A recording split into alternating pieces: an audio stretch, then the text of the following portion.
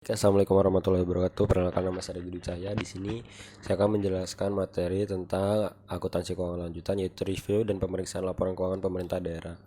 Eh, Pendahuluan. Pengertian audit pemeriksaan. Audit adalah suatu proses sistematis untuk mendapatkan dan mengevaluasi bukti secara objektif yang berhubungan dengan asersi tentang tindakan-tindakan dan kejadian ekonomi dengan tujuan untuk menentukan tingkatan kesesuaian antara pernyataan tersebut dan kriteria yang telah ditetapkan dan mengkomunikasikan hasil-hasil kepada pemakai yang berkepentingan. Kemudian jenis-jenis auditor berdasarkan organisasinya. Yang pertama, berdasarkan pemberi kerja atau tempat auditor bekerja dapat diklasifikasikan menjadi: yang pertama, akuntan publik, pemeriksa internal, dan auditor pemerintah. Kemudian dasar-dasar pemeriksaan keuangan. Yang pertama, dasar hukum. Dasar hukum pemeriksaan keuangan antara lain meliputi Undang-Undang Nomor 17 Tahun 2003, Undang-Undang Nomor 1 Tahun 2004, Undang-Undang Nomor 5 Tahun 2004, dan Undang-Undang Nomor 15 Tahun 2006 tentang Badan Pemeriksaan Keuangan. Dua, pengertian pemeriksaan keuangan negara. Proses identifikasi masalah, analisis, dan evaluasi yang dilakukan secara independen, objektif, dan profesional berdasarkan standar pemeriksaan untuk menilai kebenaran, kecermatan, kredibilitas, dan keandalan informasi mengenai pengelolaan dan tanggung jawab keuangan negara. Pemeriksaan keuangan negara diatur dalam UU Nomor 15 Tahun 2004 Pasal 2 Ayat 1, Undang-Undang Nomor 15 Tahun 2004 Pasal 3 Ayat 1. Kemudian jenis-jenis pemeriksaan keuangan negara. Yang pertama ada pemeriksaan keuangan, pemeriksaan kinerja, dan pemeriksaan dengan tujuan tertentu.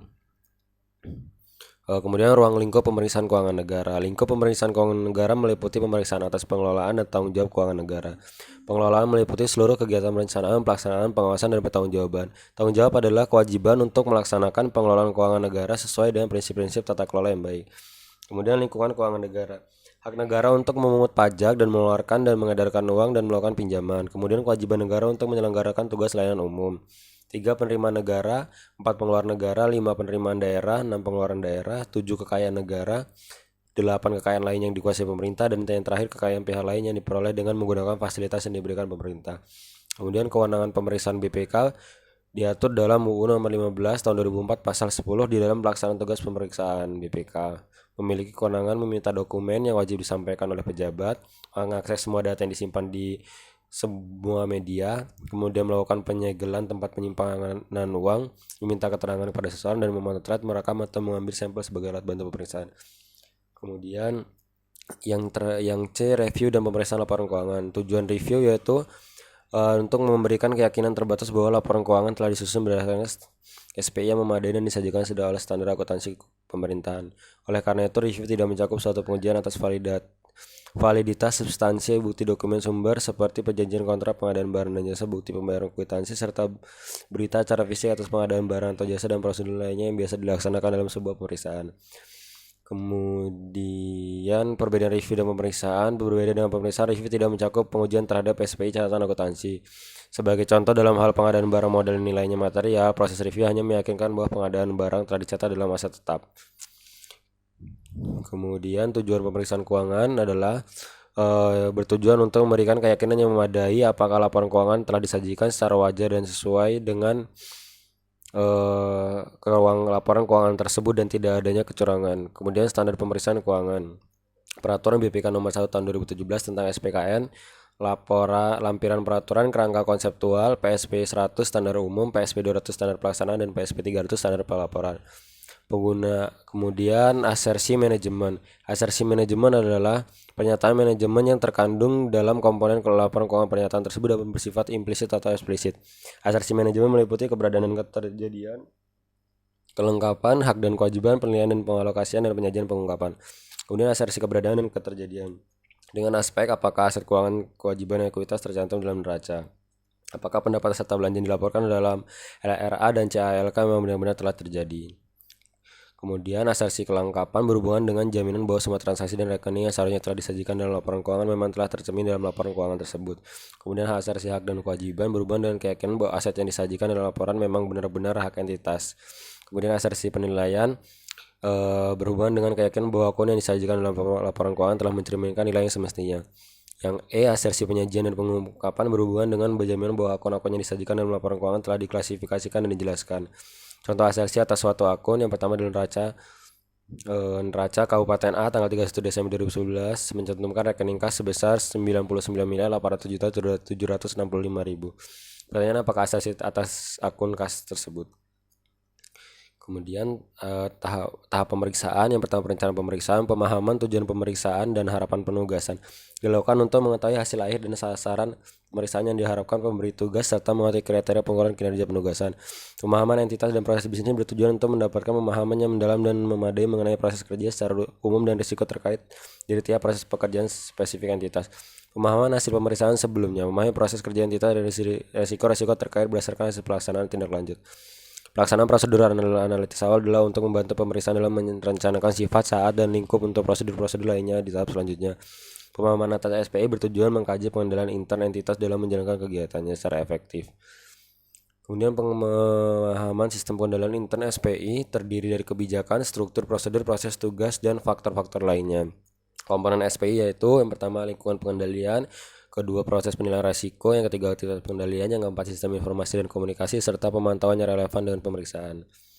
Kemudian identifikasi dan penilaian risiko awal bertujuan untuk melakukan pengkajian atas penilaian risiko-risiko pemeriksaan agar dapat disusun prosedur pemeriksaan yang fokus pada area berisiko tinggi. Penetapan batas materialitas awal adalah nilai maksimum yang menjadi batas pemeriksaan untuk meyakini bahwa semua salah saja yang di atas nilai tersebut dianggap material. Penentuan metode uji petik. Uji petik adalah pemilihan beberapa unsur dalam suatu populasi sebagai dasar untuk mengambil kesimpulan atas keseluruhan populasi.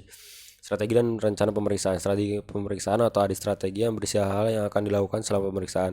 Dan rencana pemeriksaan, audit plan yang merumuskan bagaimana cara melakukan pemeriksaan. Strategi dan rencana pemeriksaan harus didokumentasikan secara tertulis dan diperbarui sepanjang proses pemeriksaan.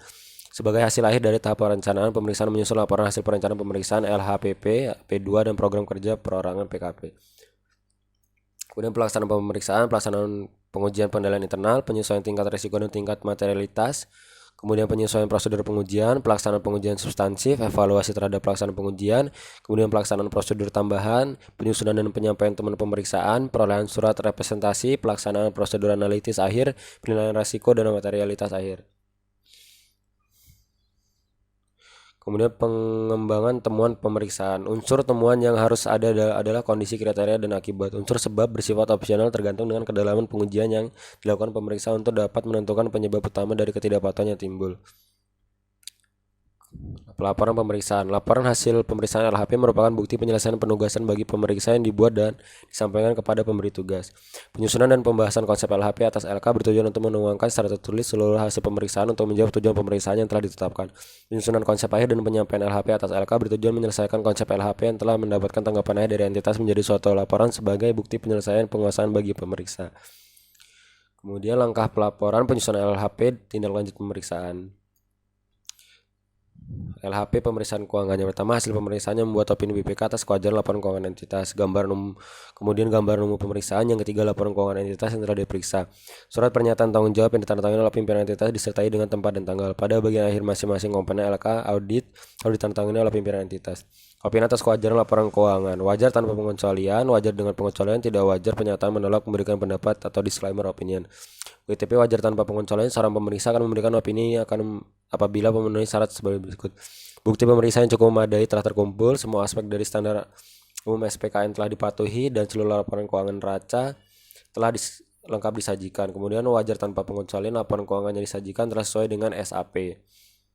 Kemudian WDP wajar dengan pengecualian, seorang pemeriksa akan memberikan opini ini apabila kondisi pemeriksaan sebagai berikut: adanya penyimpangan dari prinsip akuntansi salah saji. Bukti sudah lengkap tetapi ada salah saji dalam penyajian laporan keuangan. Kemudian tidak wajar, seorang pemeriksa akan memberikan opini apabila kondisi pemeriksaan tersebut ketika memeriksa setelah memperoleh bukti pemeriksaan yang cukup memadai menyimpulkan bahwa penyimpangan dari prinsip akuntansi salah saji yang ditemukan baik secara individual maupun agregat adalah material dan pervasif pada laporan keuangan. Tidak memberikan pendapat, disclaimer. Seorang memeriksa akan memberikan opini ini apabila menemui kondisi pemeriksaan sebagai berikut: bahwa laporan keuangan tidak dapat diyakini wajar atau tidak dalam semua hal yang material sesuai dengan standar akuntansi pemerintahan. Faktor-faktor yang mempengaruhi opini: yang pertama, pembatasan lingkup audit atau kecukupan bukti, keadaan di luar kendali entitas, keadaan terkait sifat dalam penugasan, pembatasan oleh manajemen. Yang kedua, penyimpangan dari prinsip akuntansi atau salah saji. Yang pertama, kesesuaian pilihan kebijakan akuntansi, penerapan kebijakan akuntansi terpilih, kesesuaian kecukupan pengungkapan dalam laporan keuangan. Dasar penetapan opini yaitu kesesuaian dengan standar akuntansi pemerintahan, kecukupan pengungkapan, kepatuhan terhadap peraturan perundang-undangan, efektivitas sistem pengendalian intern. Kemudian komunikasi pemeriksaan. Pemeriksa melakukan komunikasi yang efektif selama proses pemeriksaan. Dilakukan pada semua tahap pemeriksaan mulai dari tahap perencanaan sampai Tahap laporan antara lain mengkomunikasikan kriteria pemeriksaan, ketidaksesuaian dengan kriteria, dan juga kesulitan dalam melakukan pemeriksaan. Bentuk komunikasi perlu disesuaikan dengan komunikasi dan mempertimbangkan waktu komunikasi dan bentuk komunikasi apakah dilakukan secara lisan atau tertulis atau keduanya. Kedua pihak yang bertanggung jawab komunikasi pemeriksaan atau lanjutan. Komunikasikan hal-hal tersebut dapat membantu dalam mencapai saling pengertian dalam proses pemeriksaan dan kegiatan pihak yang bertanggung jawab. Kemudian mungkin ini saja yang bisa saya sampaikan. Jika ada kekurangan saya mohon maaf. Saya akhiri. Wassalamualaikum warahmatullahi wabarakatuh.